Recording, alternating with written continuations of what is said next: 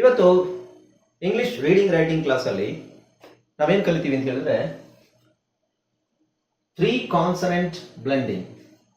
3 consonant blending ಅಂದ್ರೆ 3 consonant ಇರುವಂತಹ ಅಕ್ಷರಗಳು ಪದಗಳಲ್ಲಿ ಒಟ್ಟಿಗೆ ಬರುತ್ತೆ. ಓಕೆ, ಸೊ ಈಗ ನಾವು ಏನೇನು ಕಲ್ತ್ವಿ ಇಷ್ಟು ದಿನ?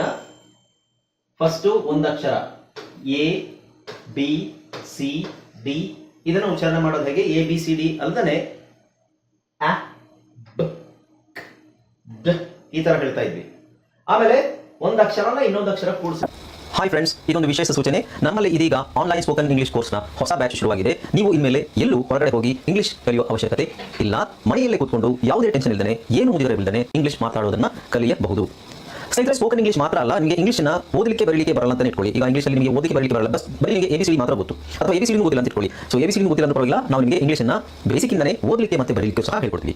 ಅದು ಅಲ್ಲದೆ ನೀವು ಒಂದು ವೇಳೆ ಕನ್ನಡನೇ ಬರಲ್ಲ ಅಂತ ಇಟ್ಕೊಳ್ಳಿ, ಕನ್ನಡನೂ ಹೇಳ್ಕೊಟ್ಟು ಕನ್ನಡದಿಂದ ಇಂಗ್ಲಿಷ್ನ ಹೇಗೆ ಓದೋದು, ಕನ್ನಡನೂ ನಾವು ಹೇಳ್ಕೊಟ್ಟು ಅದರ ಮೂಲಕ ಇಂಗ್ಲಿಷ್ನ ಹೇಗೆ ಕಲಿಯೋದು ಅನ್ನೋದನ್ನ ನಾವು ಈ ಕೋರ್ಸಲ್ಲಿ ಇನ್ಕ್ಲೂಡ್ ಮಾಡಿದ್ದೀವಿ. ಸ್ನೇಹಿತರೆ, ಈ ಕೋರ್ಸನ್ನು ಚಿಕ್ಕ ಮಕ್ಕಳನ್ನು ಹೊರತುಪಡಿಸಿ ಬೇರೆ ಯಾರು ಬೇಕಾದ್ರೆ ಈ ಕೋರ್ಸ್ಗೆ ಜಾಯ್ನ್ ಆಗ್ಬೋದು. ನೀವು ಕೆಲಸಕ್ಕೆ ಹೋಗೋರು ಇರ್ಬೋದು, ಮನೆಯಲ್ಲಿ ಇರ್ಬೋದು, ಅಥವಾ ನೀವು ಯಾವುದೋ ಒಂದು ಬಿಸ್ನೆಸ್ ಮಾಡ್ತಾ ಇರ್ಬೋದು. ಓಕೆ, ಸೊ ಯಾರು ಬೇಕಾದರೂ ಈ ಕೋರ್ಸ್ನ ಜಾಯ್ನ್ ಆಗ್ಬೋದು. ಹಾಗಾದ್ರೆ ಸ್ನೇಹಿತರೆ, ತಡ ಯಾಕೆ? ಈ ಸ್ಪೋಕನ್ ಇಂಗ್ಲಿಷ್ ಕೋರ್ಸ್ ಮತ್ತು English basic reading and writing ಕೋರ್ಸ್ನ ಜಾಯ್ನ್ ಆಗಬೇಕು ಅಂತ ಆಸಕ್ತಿ ಇರೋರು ಈ ಕೂಡಲೇ ನಿಮ್ಮ ಫೋನ್ ತೆಗೆದುಕೊಳ್ಳಿ, ಹಾಗೂ ಇಲ್ಲಿ ಬರ್ತಿರುವಂತಹ ನಂಬರ್ಗೆ ಅಥವಾ ಕೆಳಗಡೆ ಬರ್ತಾ ಇರುವಂತಹ ನಂಬರ್ಗೆ ನೀವು ಕರೆ ಮಾಡತಕ್ಕದ್ದು, ಅಥವಾ ವಾಟ್ಸ್ಆ್ಯಪ್ನಲ್ಲಿ ಸಂಪರ್ಕಿಸಿ ನಿಮ್ಮ ಹೆಸರನ್ನು ರಿಜಿಸ್ಟರ್ ಮಾಡಿಕೊಳ್ಳಿ. ಏನು ಬಿ ನ ಎ ಕೂಡಿಸಿದ್ವಿ, ಬ್ಯಾ ಸಿ ಎ ಕ್ಯಾ ಡಿ ಎ ಡ್ಯಾ ಬ್ಯಾ ಕ್ಯಾ ಡ್ಯಾ ಫ್ಯಾ ಗ್ಯಾ ಆಯ್ತು. ನೆಕ್ಸ್ಟ್ ಅದಾದ್ಮೇಲೆ ಎ ಬಿ ಆಬ್ ಆಕ್ ಆಡ್ ಇದನ್ನೆಲ್ಲ ಪ್ರಾಕ್ಟೀಸ್ ಮಾಡಿದ್ವಿ. ಆಮೇಲೆ ಸಿ ಸಿ ವಿ ಯಾವುದು? ಬ್ಲ್ಯಾಕ್ ಬ್ಲಾ ಬ್ಲೇ ಬ್ಲೀ ಬ್ಲಾ ಬ್ಲ, ಬ್ಲಾ ಬ್ಲೇ ಬ್ಲೀ ಬ್ಲಾ ಬ್ಲ, ಅಥವಾ ಕ್ರ್ಯಾಕ್ರೈ ಕ್ರೀ ಕ್ರಾಕ್ರ, ಇದು ಸಿ ಸಿ ವಿ. ಇದನ್ನು ಪ್ರಾಕ್ಟೀಸ್ ಮಾಡಿದ್ವಿ. ಅದಾದ್ಮೇಲೆ ಸ್ಪೆಷಲ್ ಬ್ಲೆಂಡಿಂಗ್ ಅಂತ ನೋಡಿದ್ವಿ, ರೈಟ್? ಕಳೆದ ಕ್ಲಾಸಲ್ಲಿ ಸ್ಪೆಷಲ್ ಬ್ಲೆಂಡಿಂಗ್ ನೋಡಿದ್ವಿ.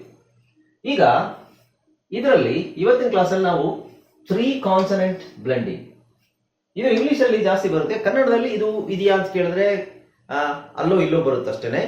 ಬಟ್ ಇಂಗ್ಲಿಷ್ ಅಲ್ಲಿ ಇದು ತುಂಬಾ ವರ್ಡ್ಸ್ ಇದೆ. ಇದರಲ್ಲಿ ಕನ್ನಡದಲ್ಲಿ 2 ಒತ್ತಕ್ಷರಗಳು ಬರೋ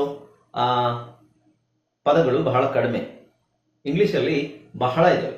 ಉದಾಹರಣೆಗೆ ಕನ್ನಡದಲ್ಲಿ 2 ಒತ್ತಕ್ಷರ ಅಂತ ಹೇಳಿದ್ರೆ ಈ ತರ ಹೇಳ್ಬೋದು ನಾವು. ಉದಾಹರಣೆಗೆ 2 ಒತ್ತಕ್ಷರ ಇರೋದು ನಿಮಗೆ ರಾಷ್ಟ್ರ, ರಾಷ್ಟ್ರ 2 ಒತ್ತಕ್ಷರ ಇದೆ ನೋಡಿ. ಟ ಒಂದು ಒತ್ತಕ್ಷರ, ರ ಒಂದು ಒತ್ತಕ್ಷರ. ಆಮೇಲೆ ಶಾಸ್ತ್ರ,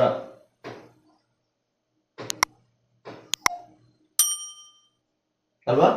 ರಾಷ್ಟ್ರ, ಶಾಸ್ತ್ರ. Okay, so ಇಲ್ಲೇನಿದೆ? 1 2 3 ಅಕ್ಷರಗಳಿದ್ದಾವೆ. 2 ಒತ್ತಕ್ಷರ, 1 ಸಂಪೂರ್ಣ ಅಕ್ಷರ, ಅಲ್ವಾ? ಸೊ ಇಂಗ್ಲಿಷ್ ಅಲ್ಲಿ ಇದು ಕಾಮನ್ ಆಗಿ ಬರುತ್ತೆ, ಕನ್ನಡದಲ್ಲಿ ನಿಮಗೆ ಬಹಳ ಬಹಳ ಕಡಿಮೆ. ಬೇರೆ ಪದಗಳಿಗೆ ಹೋಲಿಸ್ಕೊಂಡ್ರೆ ಬಹಳ ಕಡಿಮೆ ಇದೆ. ಓಕೆ, ಸೊ ಇದಕ್ಕೆ ನಾವು 3 ಕಾನ್ಸನೆಂಟ್ ಲೆಟರ್ಸ್ ಅಂತ ಹೇಳ್ತೀವಿ, ಅಥವಾ we can say consonant trigraphs. Tri ಅಂದ್ರೆ 3 ಗ್ರಾಫ್, 3 ಅಕ್ಷರಗಳು, ಕಾನ್ಸನೆಂಟ್ ಟ್ರೈಗ್ರಾಫ್ಸ್ ಅಂತ ಹೇಳ್ಬೋದು. ಓಕೆ, ಸೊ ಇದೇನು ಪದಗಳು ಬರುತ್ತಾ? ಈ ತರದ್ದು ಪದಗಳು ಎಲ್ಲಿ ನೋಡೇ ಇಲ್ವಲ್ಲ ಅಂತ ನಿಮಗೆ ಏನಾದ್ರು ಅನ್ಸಿದ್ರೆ ವರ್ಡ್ಸ್ ನೋಡಿ. ಕಾಮನ್ ಆಗಿ ಇದರಲ್ಲಿ ಬರುವಂತಹ ವರ್ಡ್ಸ್, ಈ 3 ಅಕ್ಷರಗಳು ಒಟ್ಟಿಗೆ ಸೇರ್ಕೊಂಡು ಬರುವಂತಹ ವರ್ಡ್ಸ್ ನೋಡಿ. Scrap, scrap, scribe, scribe. ಆಮೇಲೆ ನೋಡಿ ಎಸ್ ಪಿ ಎಲ್ ಒಟ್ಟಿಗೆ ಬರುತ್ತೆ. ಇದ್ರ ಮಧ್ಯದಲ್ಲಿ ನಿಮ್ಗೆ ಯಾವುದು ವಾವೆಲ್ ಇಲ್ಲ, A E I O U ಯಾವುದೂ ಇಲ್ಲ. ಡೈರೆಕ್ಟ್ ನಿಮಗೆ ಎಸ್ ನ ಸಪರೇಟ್ ಆಗಿ ಹೇಳಬೇಕು, ಪಿ ನ ಸಪರೇಟ್ ಆಗಿ ಹೇಳಬೇಕಂದ್ರೆ ಕೂಡಿಸ್ಕೊಂಡು ಸಪರೇಟ್ ಆಗಿ ಇಂಡಿವಿಜುವಲ್ ಆಗಿ ಹೇಳೋದಲ್ಲ, ಎಲ್ ನ ಸಪರೇಟ್ ಆಗಿ ಹೇಳ್ತೀವಿ. ಎಲ್ಲಾ ಅಕ್ಷರಗಳು ಸಪರೇಟ್ ಆಗಿ ಹೇಳ್ತೀವಿ. ಇಲ್ಲಿ ನೋಡಿ ಸ್ಪ್ಲಾಶ್, ಸ್ಪ್ಲಾಶ್, ಸ್ಪ್ಲೆಂಡ್, ಸ್ಪ್ಲೆಂಡ್. ಕೇಳಿಸಿದೆಯಾ? ನನ್ನ ವಾಯ್ಸ್ ಕೇಳಿಸಿದೆಯಾ ಎಲ್ರಿಗೂ?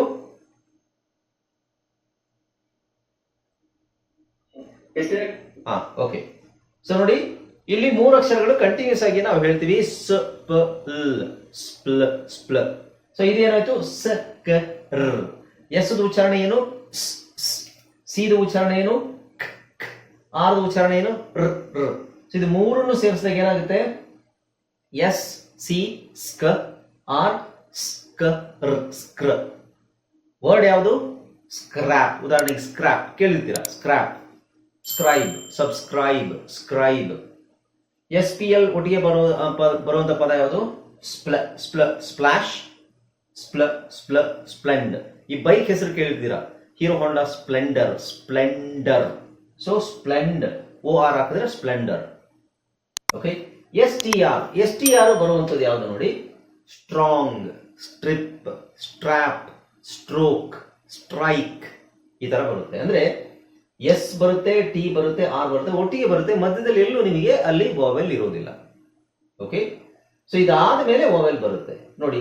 STR ಆದ್ಮೇಲೆ O ಬಂದಿದೆ, ಅದಕ್ಕೆ ಏನಾಯ್ತು? ಸ್ಟ್ರಾ.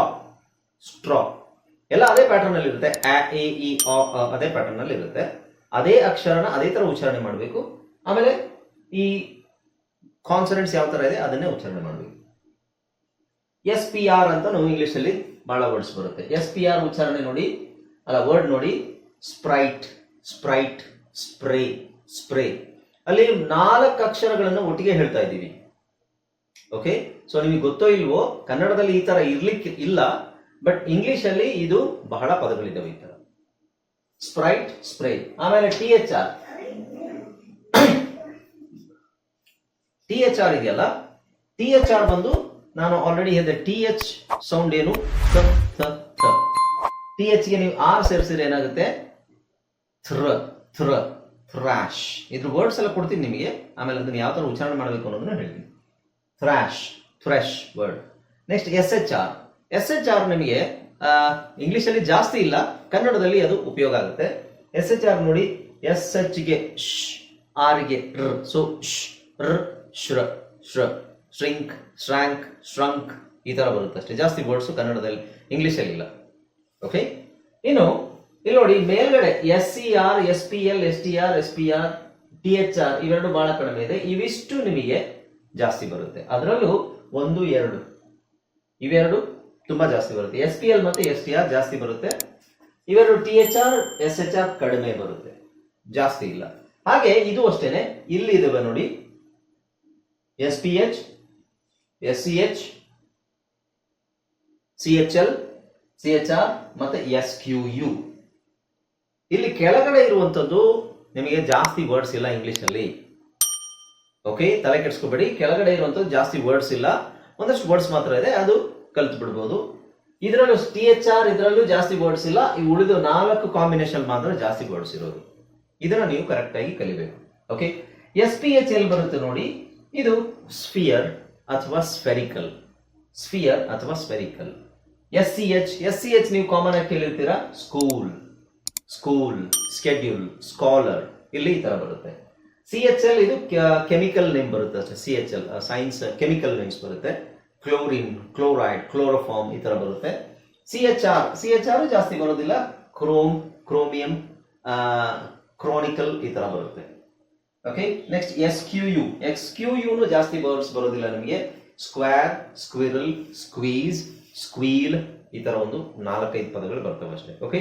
ಸೊ ಮೇಲ್ಗಡೆ ಇರೋದು ಮಾತ್ರ ಅಬ್ಸರ್ವ್ ಮಾಡ್ಕೊಂಡು ನೀವು ಇದನ್ನ ಕರೆಕ್ಟ್ ಆಗಿ ಪ್ರಾಕ್ಟೀಸ್ ಮಾಡಬೇಕು. ಅದರಲ್ಲೂ ಈ THR, SHR ಜಾಸ್ತಿ ಬರೋದಿಲ್ಲ. THR ಬರುತ್ತೆ, SHR ಬರೋದಿಲ್ಲ. ಕೆಳಗಡೆ ಇರೋದು ಜಾಸ್ತಿ ವರ್ಡ್ಸ್ ಇಲ್ಲ.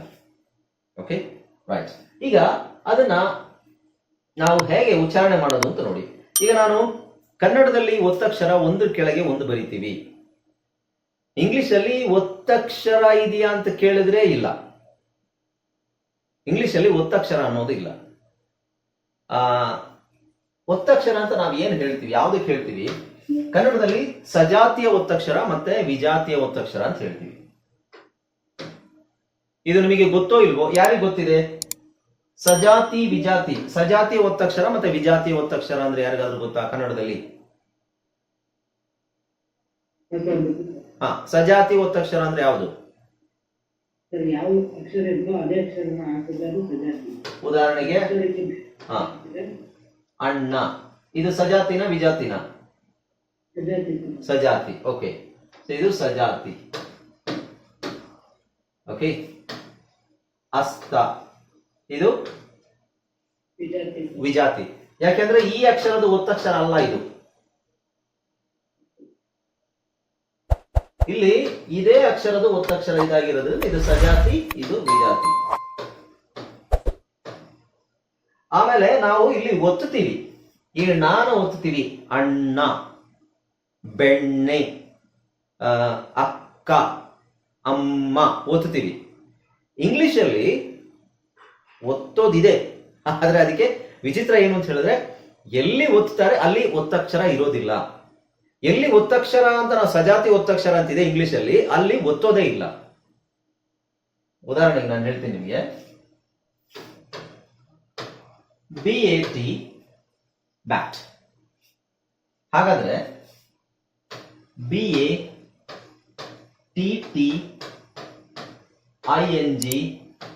ಏನಾಗಬೇಕು?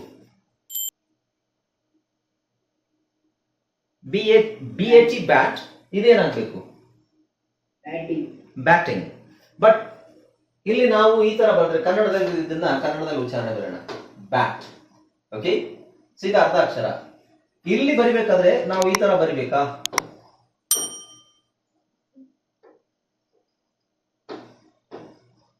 ಹಿಂಗೆ ತರ ಇದೆ, ಯಾಕೆಂದ್ರೆ ಡಬಲ್ ಟಿ ಇದೆ, ಹಾಗಾಗಿ ನಾವು ಒತ್ತಕ್ಷರ ಕೊಡ್ಬೇಕಾ? ಇಲ್ಲ. ಇದೇ ಇಂಗ್ಲಿಷ್ ಅಲ್ಲಿ ಎಲ್ಲಿ ಒತ್ತಬೇಕೋ ಅಲ್ಲಿ, ಐ ಮೀನ್ ಹಂಗಲ್ಲ, ಕನ್ನಡ ಹೋಲಿಸ್ಕೊಂಡ ಕನ್ನಡದಲ್ಲಿ ಒತ್ತಕ್ಷರ ಇದ್ರೆ ಸಜಾತಿ ಒತ್ತಕ್ಷರ ಇದ್ರೆ, ಈಗ ಅಣ್ಣ ಅಕ್ಕ ಇದ್ರೆ ನಾವು ಆ ಸ್ಪೆಸಿಫಿಕ್ ವರ್ಡ್ ಇದನ್ನ ಸಿಲಬಲ್ ಅಕ್ಷರವನ್ನ ಒತ್ತಿ ಹೇಳ್ತೀವಿ. ಅಕ್ಕ, ಅಣ್ಣ, ಅಣ್ಣ ಮತ್ತೆ ಅಕ್ಕನ ಒತ್ತಿ ಹೇಳ್ತೀವಿ.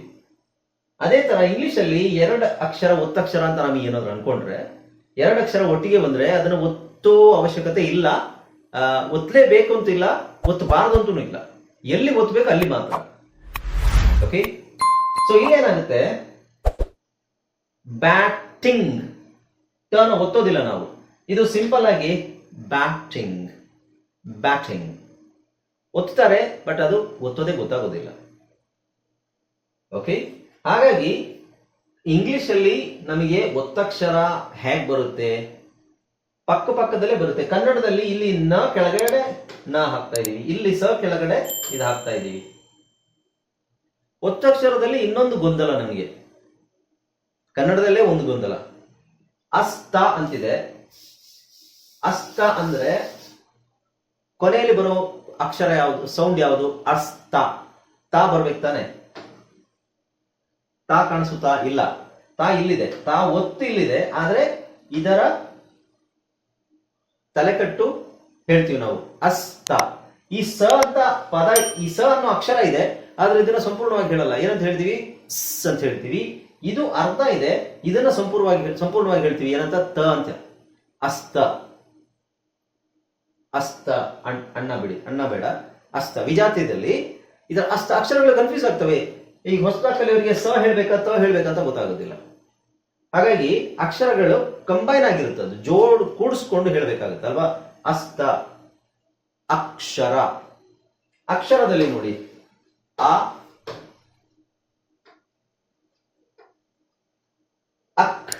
ಅಕ್ಷರ. ನಾವು ಶರ ಅಂತ ಹೇಳ್ತೀವಿ. ಶ ಪದ ಇದೆಯಲ್ಲಿ ಇಲ್ಲ ಅಲ್ಲ, ಸಾರಿ, ಶ ಅಕ್ಷರ ಇದೆಯಾ? ಇಲ್ಲ. ಶ ಒತ್ತಕ್ಷರ ಇದೆ. ಓಕೆ, ಹಾಗೆ ಕನ್ನಡದಲ್ಲಿ ಒತ್ತಕ್ಷರಗಳು ವಿಭಿನ್ನವಾಗಿದ್ದಾವೆ. ಇಂಗ್ಲಿಷಲ್ಲೂ ಅದೇ ತರ ವಿಭಿನ್ನವಾಗಿರುತ್ತೆ, ಅದು ನಾವು ತಿಳ್ಕೋಬೇಕು. ಓಕೆ, ಒತ್ತಕ್ಷರ ಅಂತ ನಾವೇನು ಇದುವರೆಗೆ ಕಲ್ತ್ವಿ? CCB ಅಂತ ಕಲ್ತ್ವಿ, ಕಾನ್ಸನೆಂಟ್ ಬ್ಲೆಂಡಿಂಗ್.